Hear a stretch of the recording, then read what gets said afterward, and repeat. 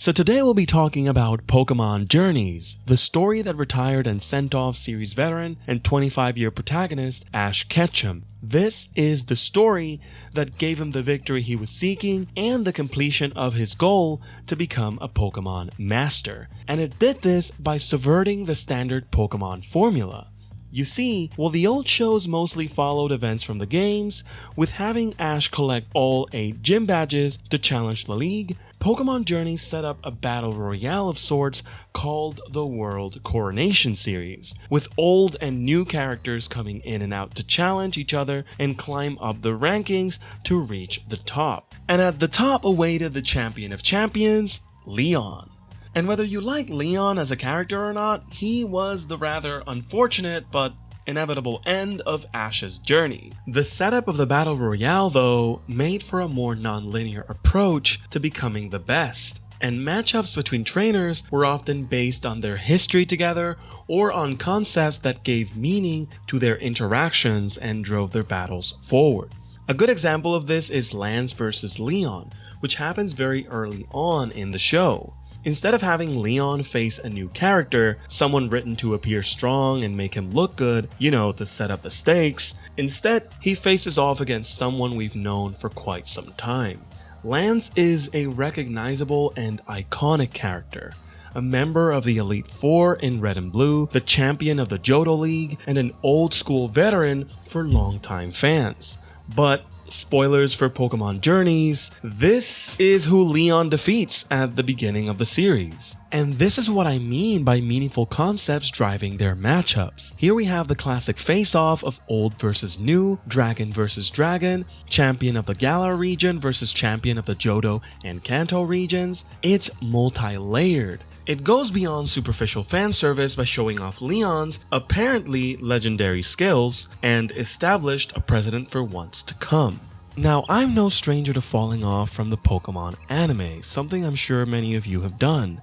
Before the show, I hadn't seen any episode of the Pokemon anime since early Black and White, and that was back in 2011. Oh, the existential crisis.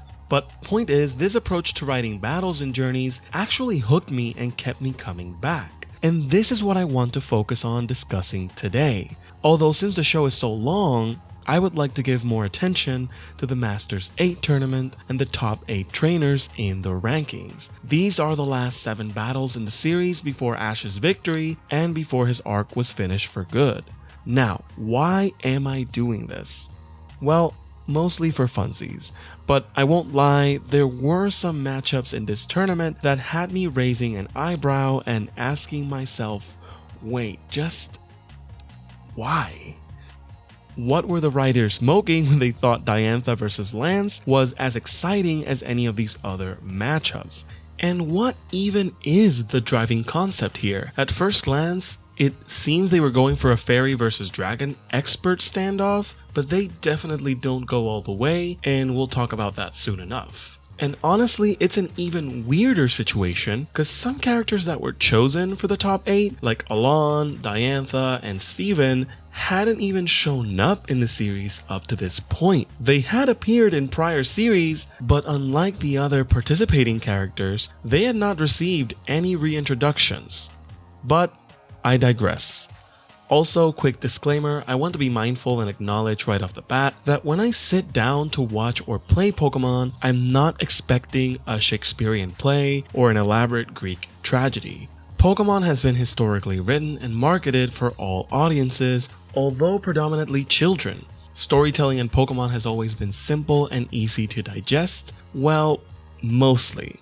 So yes, I'll probably sound unnecessarily critical about a show for kids, but only within the context of the show. What we're gonna do here is we're gonna look at the matchups we got and the apparent concepts and stories behind them, why we got them and what their results meant for the story moving forward. And afterward, let's take a look at a few hypotheticals or what-ifs that could have added a bit more meaning to these battles. just focused on the 8 people we got in the tournament, of course. We already got a lot to work with just these 8 people. We're not going to go through who should or should have not been here among the top 8 trainers. Mystic Umbreon already made a video like that, which you can search for. I'll put it in the description below, but with all that said, let's dive in. So for the Masters 8, we got the following matchups. For round 1, we got Leon versus Alon, Iris versus Cynthia, Diantha versus Lance, and Ash versus Steven. And immediately we're off to a good start. Well, sort of. Despite Alon getting no reintroduction prior to the tournament, setting him up to battle with Leon makes for a clever first match. You see, Ash lost to Alon when he challenged the Kalos League back in the X and Y seasons of the series. You can even see them make eye contact here during the entrance ceremony, which shows their mutual acknowledgement of this history. Here, Alon seems to be representing Ash's past, while Leon is representing Ash's future. At the end of the day, Leon is a character Ash is striving to beat, and someone that can't lose here if all the build-up throughout the series is gonna pay off. On top of that, their Pokemon teams have Charizard as their signature partner, and they both specialize on a different gimmick transformation. Mega Evolution for Alon, and Gigantamax for Leon. In my opinion, this setup is multi-layered, and that's why we got it. Plus, it's a big shock moment when Leon's Charizard absolutely wrecks Alon's like it's no threat whatsoever. And as far as how it changes the story moving forward, well, Leon's inevitable victory shows that he's more formidable than someone Ash lost to in the past, and that Ash is gonna have to perform even better than his past self ever did if he's going to defeat him. I can also see some fans being disappointed that Ash didn't get a chance to defeat Alon, especially considering their history. And with how upset everyone was when Ash lost in Kalos, I don't blame them.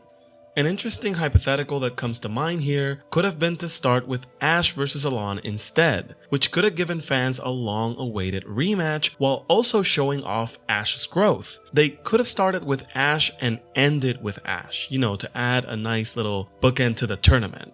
And to be fair, it's not like Ash's placement in the tournament is a problem to begin with, but he was the last match of that round. And by having him first, this would have been a great opportunity to plant the seed that Ash is a much bigger threat than his peers might have expected, especially to those who know him and still felt confident in their skills, almost like their victories were assured from the start, like someone like Iris. And if so, we would have seen the start of his winning streak right from the very beginning. Now, I think that's it for this one, and let's move on to the next one. The second matchup was Iris versus Cynthia. This, in my opinion, was a strong follow-up, but damn if I didn't feel like there was a missed opportunity here. The concept behind this matchup is mostly master versus student, although with some obvious themes of older generation versus newer generation.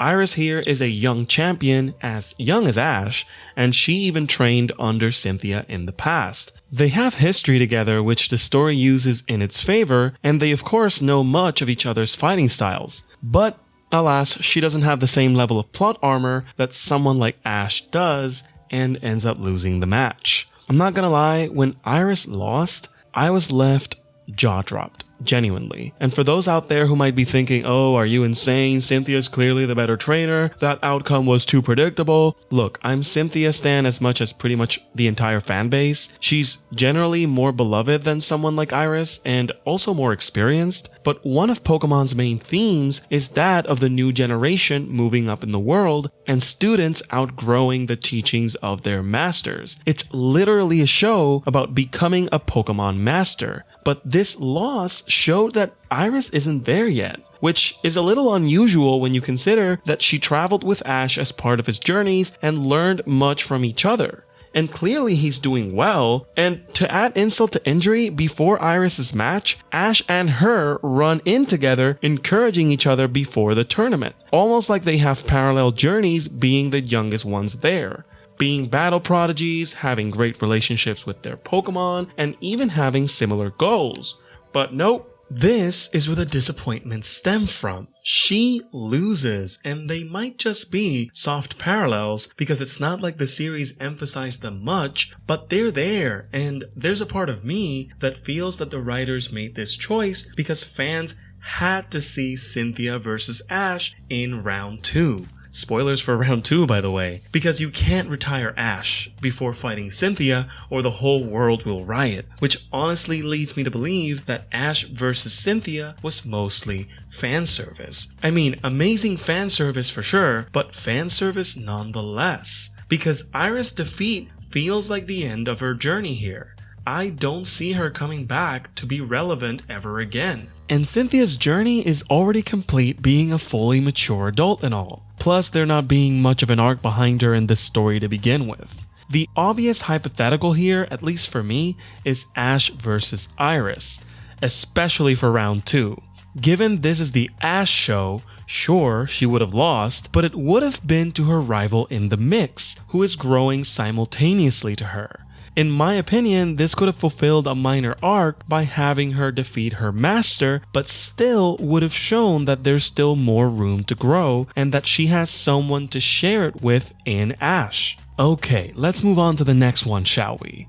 Up next is match number 3, and we got Diantha versus Lance. And this will come as no surprise, especially after everything I said at the beginning of this video, but I hated this. Don't get me wrong, the fight is fine. Diantha showing off her strategic approach to combat was both refreshing and cool to see, but conceptually, their fight seemed doomed from the start. Fairy versus Dragon is the only thing I can come up with for this fight. Fairy, the type that was introduced to trample over the dragon type. Sure, there's also a sound argument to be made that their battle was based around strategy, but in my opinion, Lance's strategy was, well, mostly just pushing through and stalling for surprise attacks that could be seen from a mile away. This was disappointing for me. Sure, Diantha looked great, but Lance came off as unprepared and lacking. He used Hydreigon of all Pokemon. Hydreigon, a Pokemon that's dark and dragon type, both of which are weak to fairy. That's 4 times weak to fairy. Are you kidding me? This only seemed to move the tournament into the next round and have Diantha look good, but not too good, cause clearly Lance was being an idiot and that's not a virtue of her strategies. She would have looked better if she had won despite her opponent having actually competent strategies. Ugh. A hypothetical here, well, there's a few.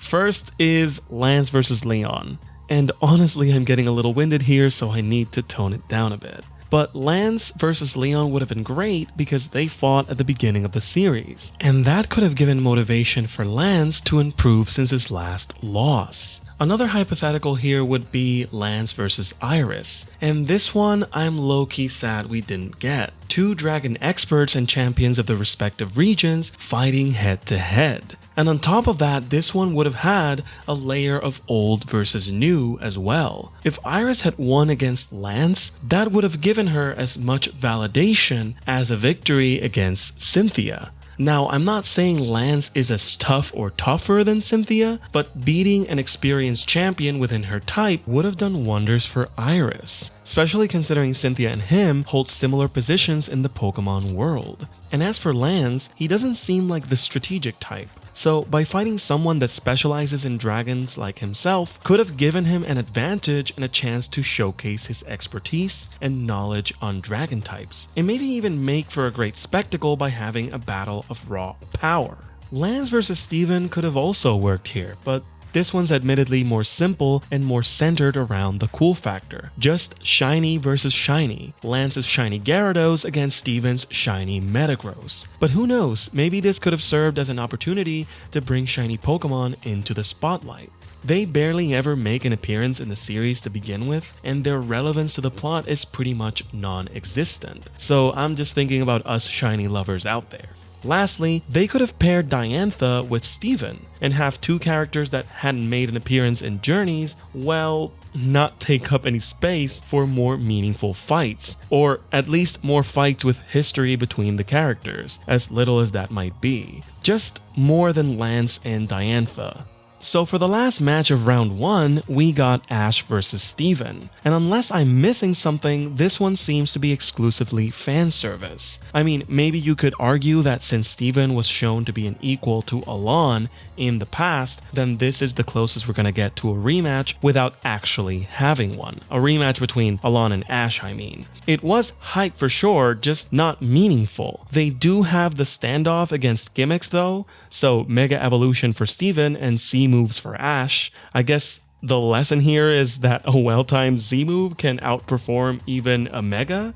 And well, Megas keep taking L's here, of course, but it does allow Ash to progress to the second round. So it works out for the plot, but even simple hypotheticals like Steven versus Alon could have given us a little more. At least they have history to inform their dialogue and decisions in battle.